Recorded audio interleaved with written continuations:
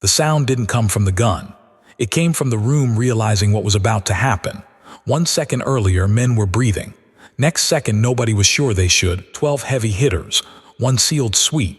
Too much smoke, too much money, too much history packed into a space not built for fear. And then a chair scraped the floor, slow, deliberate. That's when the temperature dropped. You could always tell when Dutch was about to lose control. His eyes went first. Not wild. Focused. Like something snapped into place that couldn't be undone. He didn't raise his voice. He didn't need to. His hand went inside his jacket. No warning, no speech. Just metal sliding free. Across the table sat the man who built the rules. The man who turned chaos into structure. The man who believed power didn't have to shout to be heard. Lucky didn't move. That's the part people never forget. This wasn't a backroom argument. This wasn't a bar fight. This was the nerve center of an empire that ran on silence and consequences. Every man in that room understood the math.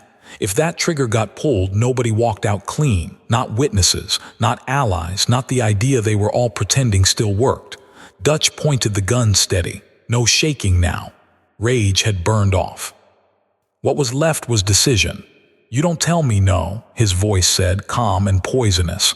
Lucky leaned back just enough to show he wasn't impressed, not scared, not even annoyed, just curious, like he was watching someone make a very expensive mistake. This meeting wasn't supposed to end like this. It was supposed to be simple. There was a problem walking the streets with a badge and a clean reputation.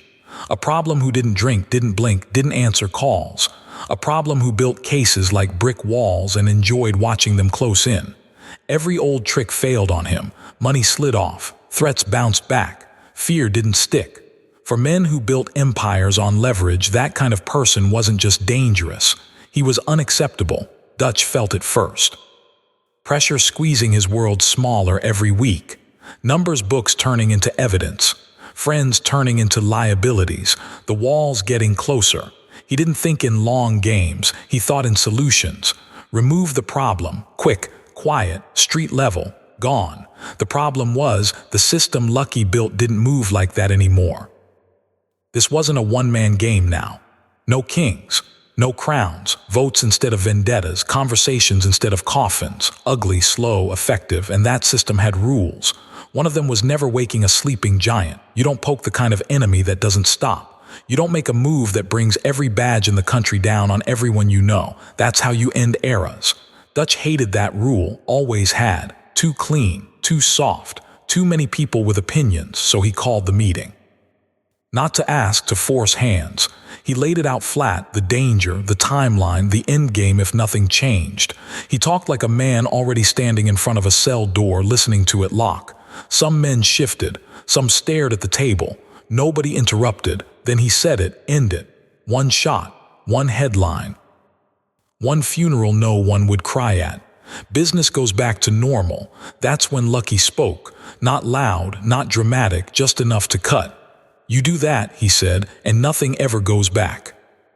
The room split right there. Logic versus pride, future versus panic. One by one, hands stayed down. Dutch saw it happening, counted it, felt it. The vote wasn't close. That's when his world cracked. He stood so fast the chair felt like it had been pushed. The noise echoed too loud for the moment. His face burned. His jaw tightened until it looked painful. All those years, all that blood, all that territory, and now a room full of men telling him to run. That's when his hand went to the gun.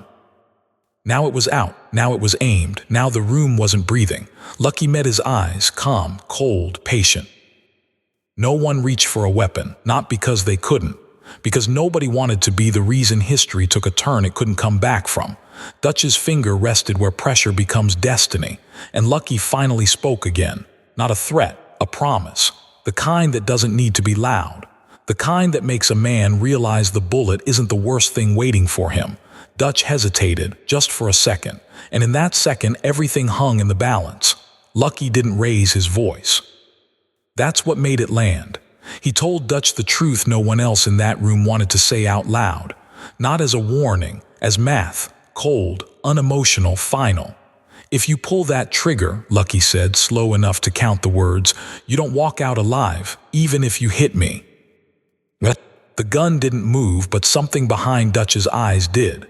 Lucky leaned forward now, not aggressive, intentional, like a man explaining terms before a contract closes. You don't end a system by killing one man, he continued. You just turn yourself into the problem everybody agrees on. Around the table, no one spoke.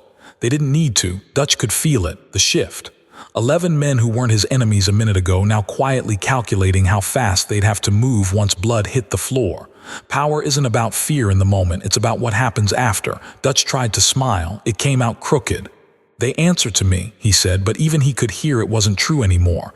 Lucky shook his head once. Barely. They answer to survival. That word sat heavy. This wasn't personal, that was the worst part. If Dutch fired, it wouldn't be revenge that followed, it would be cleanup, efficient, relentless. No speeches, no explanations, just a name that needed erasing for the machine to keep running. Dutch had always believed strength meant never backing down, never blinking, never asking. But this wasn't a street corner, this was architecture. Lucky had designed it so no single man mattered more than the structure, including himself, especially himself. Dutch's grip tightened. His arm stayed steady, but the confidence behind it started to drain. Not fear, understanding. He saw it now. The long nights ahead, every ally suddenly busy, every door quietly closed, every whisper carrying his name in the wrong tone. If he fired, he'd be hunted by men who knew his habits, his roots, his weaknesses, men who would take their time. Lucky watched him unravel without satisfaction. This wasn't a win, it was maintenance. You've already lost, Lucky said. You just get to choose how loud it is. 30 seconds passed, maybe less, maybe more. Time bends when consequences get close. Finally, the barrel dipped, not fast, not dramatic, just enough to tell the room the decision had been made. Dutch lowered the gun like it weighed more than it should have. He didn't holster it, he didn't apologize. Pride doesn't let go that easy. You're all making a mistake, he said, voice hollow now. When this comes back on you, remember who warned you. Lucky nodded once. Acknowledgement, not agreement. Dutch turned toward the door, stopped with his hand on the handle. This isn't over, he said. Lucky didn't look away. It is for you. The door closed behind Dutch with a soft click. No one spoke for a moment. Then the room exhaled, slow and careful, like survivors checking for blood. The meeting ended without ceremony. No toasts, no handshakes, just men leaving in different directions, already thinking about contingency plans. Because once a man points a gun at the system responds. 8 days later, in a place loud enough to hide intentions, Dutch washed his hands, unaware that decisions made in quiet rooms don't stay contained. 2 men waited, and the future was already walking toward him. Say the word when you're ready to continue. The place smelled like meat and money. Loud voices, clinking glasses, a room built to make people feel safe because nothing bad ever waited in places like this. That was the illusion. Dutch didn't see it coming. Men like him rarely do.